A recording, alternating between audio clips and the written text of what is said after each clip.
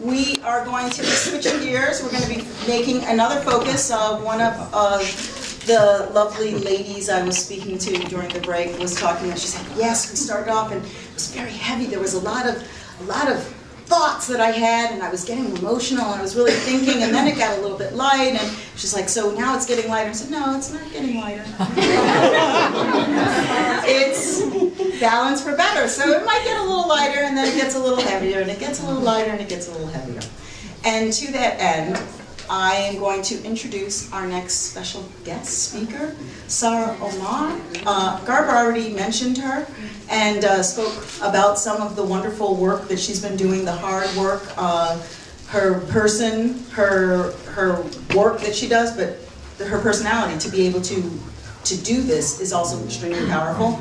She is a Kurdish-Danish author, an award-winning author of the book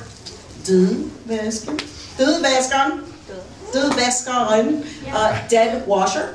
I say it better the second way. And she is also protector and ambassador of goodwill for Crossing Borders. So she's one of the special people in the Crossing Borders hearts, even though everyone is always special.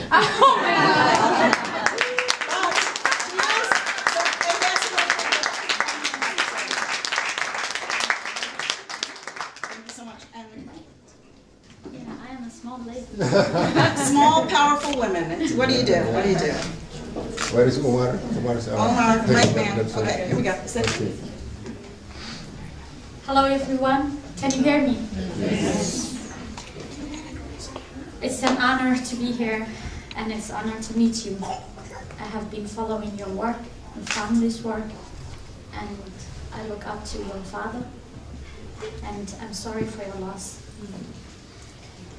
And exactly like you said, everyone is special. So I had a very busy schedule today, so I have my speech here, and I try to read it with those eyes I have.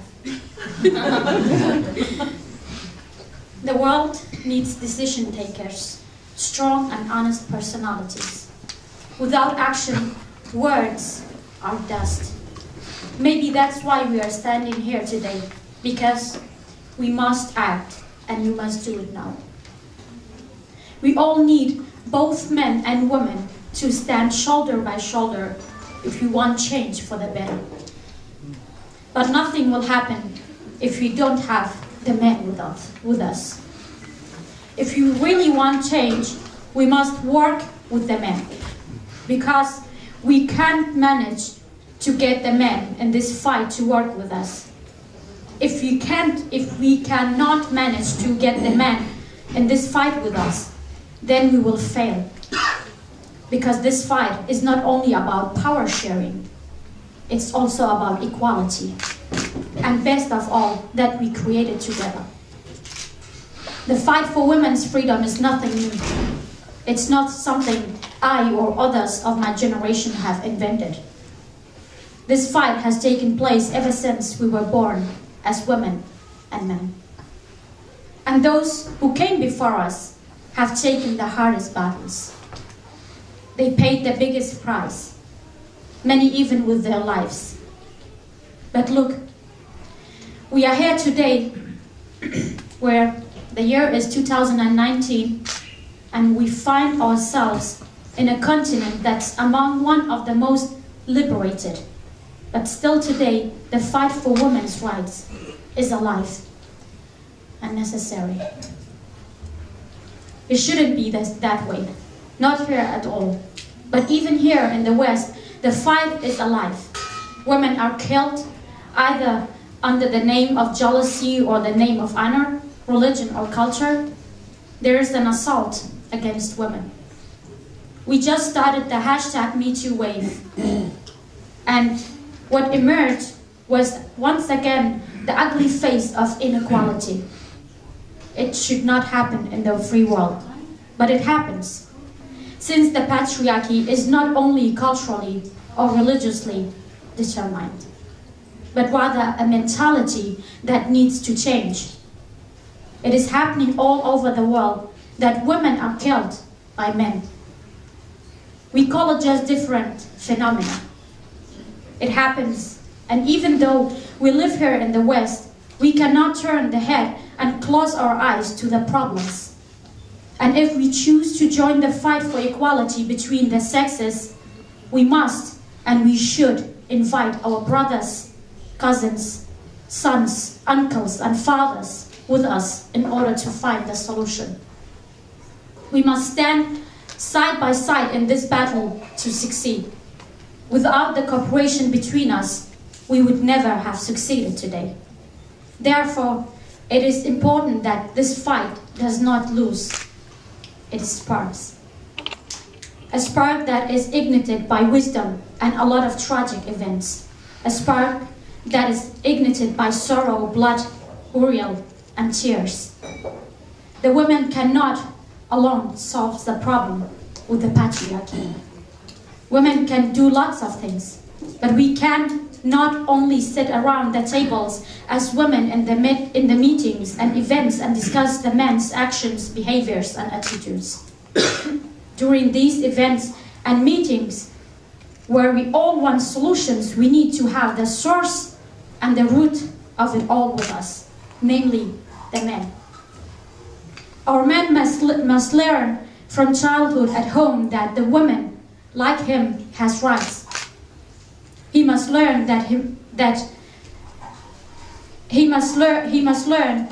himself becomes a brother or father of a woman one day, and that this woman, if she is not already suppressed at home, will probably be suppressed by someone else's son. But if she, behind her four walls, is brought up with these rights and values by her parents, that she and her brother have equal rights, that they are free to live and shape their lives exactly as they want without harming other people. In this way, we send our children into the world with that healthy mindset that they are equal.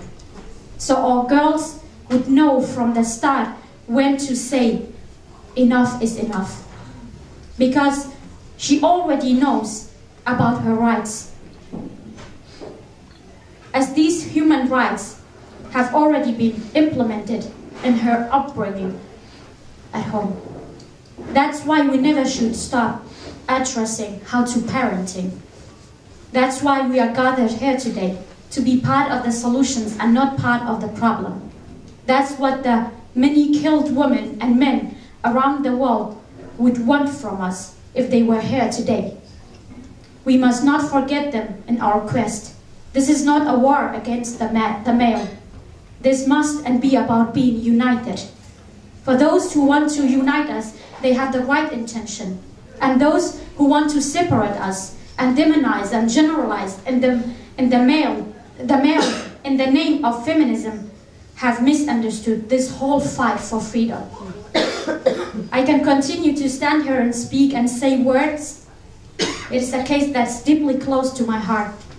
But I want to give the word to someone else and go out into the world and act.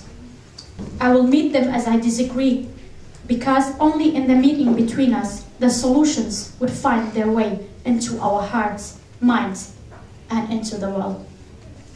And thanks for the invitation. I am honored to be invited here to talk to you, and I am honored to have said yes to become the Goodwill Ambassador for Crossing Borders.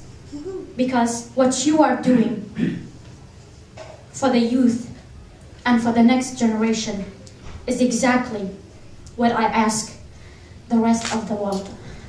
So thank you so much.